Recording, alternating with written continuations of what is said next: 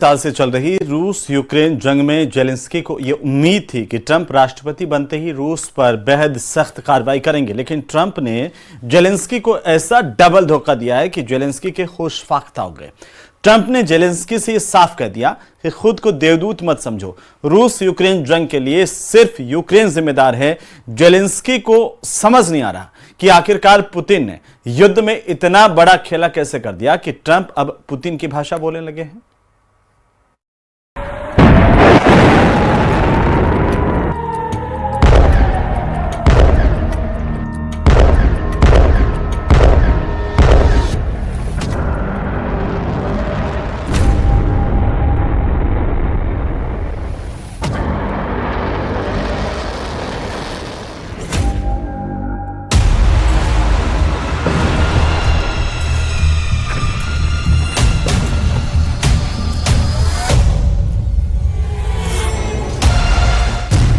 Zelensky पर भड़के Trump, हार गए यूक्रेन अमेरिका। लगभग 3 साल की रूस यूक्रेन जंग में रूसी सेना को जितना नुकसान हुआ है, उससे कहीं ज्यादा रूसी सेना ने यूक्रेन की जमीन पर कब्जा करके अपना हिसाब बराबर कर लिया है।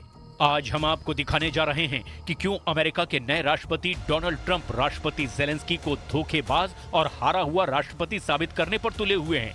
क्यों 72 घंटे के अंदर ही 78 साल के राष्ट्रपति ट्रंप को समझ आ चुका है कि पुतिन को जंग में हराना नामुमकिन है और युद्ध विराम करना उससे भी कहीं ज्यादा मुश्किल है। वॉर जोन से आ रही रिपोर्ट के मुताबिक रूसी सेना जंग के उस फेज में पहुंच चुकी है जहां यूक्रेन के साथ साथ नेटो और अमेरिका भी युद्ध हारने जा रहे हैं। आप देखिए पुतिन के किस वॉर गेम से ट्रंप और ज़ेलेंस्की की हेकड़ी निकल गई है। अब हालात ये हो गए हैं कि यूक्रेन युद्ध का सारा ठीकरा राष्ट्रपति ट्रंप ने ज़ेलेंस्की पर फोड़ना शुरू कर दिया है। 20 जनवरी 2025 को जब 78 साल के डोनाल्ड ट्रंप ने अमेरिका के 47वें राष्ट्रपति पद की शपथ ली, तो उस वक्त दुनिया को लग रहा था कि अगले 24 घंटे में ट्रंप रूस यूक्रेन जंग को अपने दम पर रुकवा देंगे। लेकिन दुनिया की यह गलतफहमी तब दूर हो गई जब पुतिन ने ट्रंप के शपथ के कुछ घंटे बाद ही यूक्रेन की राजधानी कीव पर अंधाधुंध मिसाइल और ड्रोन हमले करने शुरू कर दिए। वॉर जोन से आ रही रिपोर्ट्स के मुताबिक इस वक्त रूसी सेना ने पश्चिमी रूस के कुर्स्क से यूक्रेनी सेना से 63% इलाका दोबारा छीन लिया है। साथ ही लगभग 200 मोर्चों से यूक्रेनी सेना को खदेड़ दिया है। हालात ये हो गए हैं कि रूसी तोपखाने, टैंक, रॉकेट ब्रिगेड और पैदल सेना तेजी से यूक्रेन के 5 नए इलाकों पर कब्जा कर रही है। 22% से ज्यादा इलाके पर रूसी सेना कब्जा कर चुकी है। इधर ज़ेलेंस्की अभी जीत का दावा कर रहे हैं और दुनिया भर को बता रहे हैं कि यूक्रेनी सेना ने 35 महीने से ज्यादा की जंग में रूस के 8 लाख सैनिकों को मार डाला है। इधर राष्ट्रपति ट्रंप महीनों से ज़ेलेंस्की के बड़बोलेपन और झूठे जीत के दावों पर पूरी तरह से भड़के हुए हैं।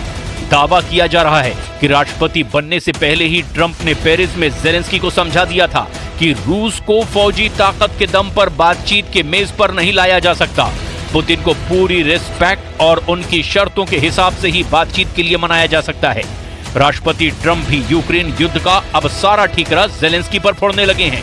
अब हम आपको एक एनिमेशन के जरिए समझाने की कोशिश करते हैं कि ट्रंप ने ज़ेलेंस्की को क्या नसीहत दे डाली है। पुतिन मेरा यार, ज़ेलेंस्की ने दिया धोखा।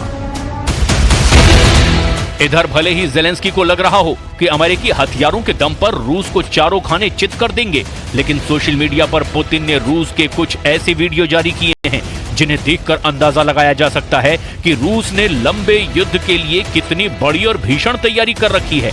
इस वीडियो में रूस की हवाई शक्ति से लेकर के जमीनी सैन्य ताकत का एक छोटा सा ट्रेलर साफ देखा जा सकता है।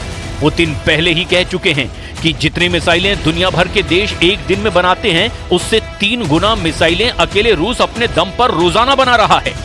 रूसी कारखानों में इस वक्त युद्ध स्तर पर हथियार बनाए जा रहे हैं। दावा किया जा रहा है कि रूस के पास ना तो टैंकों की कमी है, ना ही तोपखानों की।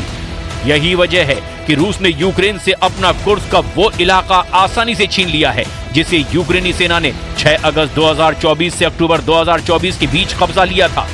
रूसी सेना के भीषण हमलों ने महज 45 दिन में यूक्रेन से 60% से ज्यादा इलाका वापस छीन लिया है। यूक्रेन, नेटो और पश्चिमी देशों की खुफिया एजेंसियां इस वक्त पुतिन के परमाणु तेवरों से कांपने लगी हैं। खबरों में दावा किया गया है कि 72 साल के पुतिन पिछले 48 घंटे में अपने टॉप कमांडरों और मंत्रियों के साथ मॉस्को से लेकर सेंट पीटर्सबर्ग तक लगातार परमाणु मीटिंग कर रहे हैं।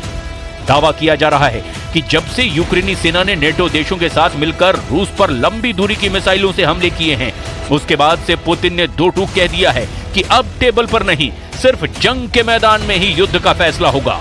अब तो पुतिन की रूसी सेना ने ट्रंप के सामने ही यूक्रेन को तबाह करना शुरू कर दिया है। रूस ने जनवरी के महीने में ही दावा किया है कि उसने यूक्रेन के कई इलाकों पर क्लस्टर हमले किए हैं। रूसी सेना ने यूक्रेनी ठिकानों पर 8 क्लस्टर हमले किए हैं और डोनेट्स्क और खार्किव में 7 बस्तियों पर रूसी सेना ने कब्जा करने का दावा किया है। रूसी रक्षा मंत्रालय ने तो यहां तक दावा किया कि पश्चिमी रूस के कुर्स्क इलाके पर यूक्रेन ने जितने इलाके पर कब्जा किया था, उस कुल इलाके में से 63% इलाका रूसी सेना ने दोबारा जीत लिया है, जो लगभग 801 वर्ग किलोमीटर का इलाका है। फ्रंट लाइन पर रूस और यूक्रेनी सेना के बीच 97 मोर्चों पर आमने सामने की जंग चल रही है। हालांकि यूक्रेनी सेना ने दावा किया है कि उसने खार्किव, कुपियांस्क और पोक्रोवस्क की दिशा में रूसी हमलों को विफल कर दिया है, लेकिन ये दावे सही नहीं माने जा सकते। взял штурмом. Американцы, что ли? Англичане или французы? Красная армия. यूक्रेन के फोर्स के सैनिकों के साथ यूक्रेनी सेना के मोर्चे पर खूनी हमले कर रहे हैं। अब हालात ये हो गए हैं कि या तो राष्ट्रपति ट्रंप जेलेंस्की को राष्ट्रपति पुतिन के सामने झुकने पर मजबूर कर देंगे या फिर जंग में यूक्रेन का साथ देने से मना कर देंगे। दोनों ही हालात में ये तय है कि पुतिन की जीत पक्की है।